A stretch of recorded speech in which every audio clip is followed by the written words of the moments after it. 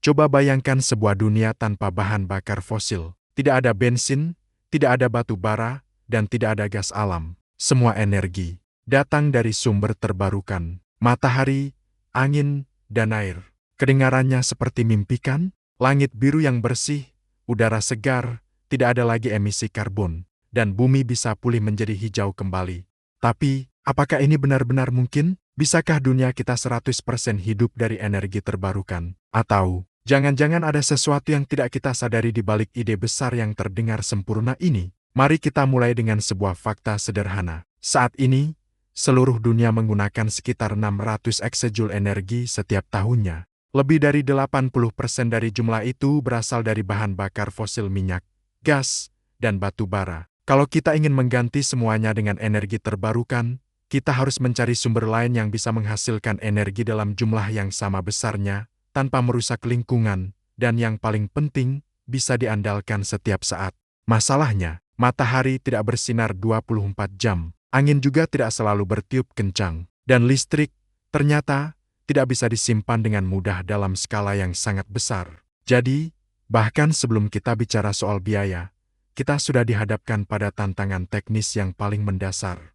Bagaimana caranya kita menyeimbangkan produksi energi yang sifatnya naik turun dengan kebutuhan kita yang konstan dan tidak pernah berhenti? Sekarang, mari kita coba berhitung. Untuk memberi energi ke seluruh dunia hanya dengan tenaga surya, kita akan membutuhkan sekitar 500.000 km persegi panel surya. Luasnya setara dengan seluruh negara Thailand. Kedengarannya memang sangat besar, tapi sebenarnya, itu masih mungkin untuk dilakukan. Masalah sebenarnya bukan pada ketersediaan lahan, tapi pada penyimpanan energinya. Saat malam tiba, produksi energi surya berhenti total. Artinya, kita butuh baterai berukuran raksasa untuk menyimpan energi dari siang hari agar bisa digunakan pada malam hari. Kalau kita menggunakan angin, masalahnya juga mirip.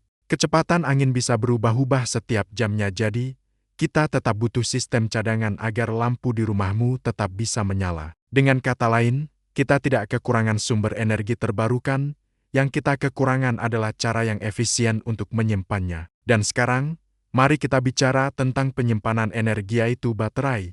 Untuk menggantikan seluruh sistem listrik dunia dengan energi terbarukan, kita akan membutuhkan jumlah baterai yang bisa dibilang hampir tidak masuk akal. Menurut sebuah analisis dari Stanford, jika seluruh dunia beralih ke 100% energi terbarukan, kita akan membutuhkan lebih dari 15 miliar ton logam untuk baterai seperti lithium, nikel, dan kobalt.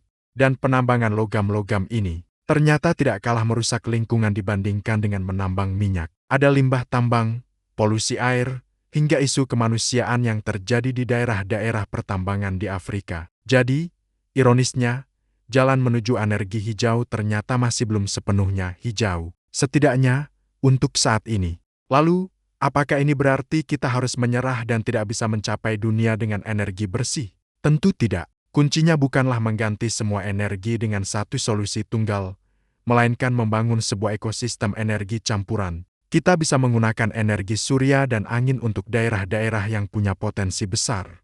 Lalu, pembangkit listrik tenaga air dan panas bumi bisa menjadi fondasi untuk menjaga stabilitas pasokan. Tenaga nuklir bisa menjadi penopang yang sangat kuat saat matahari dan angin sedang tidak bekerja. Dan bahan bakar sintetis bisa menjadi jembatan untuk sektor transportasi yang sulit dialiri listrik.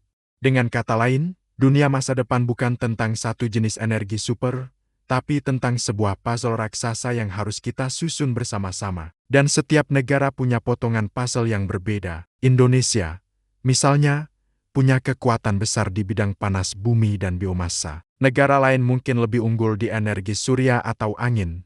Namun, ada pertanyaan yang lebih besar daripada sekadar bagaimana caranya. Pertanyaannya adalah, apakah kita sebagai manusia benar-benar siap untuk mengubah cara kita hidup dan berpikir tentang energi? Karena energi bukan hanya soal listrik atau bahan bakar. Energi adalah tentang gaya hidup, tentang ekonomi, dan tentang kenyamanan kita sehari-hari.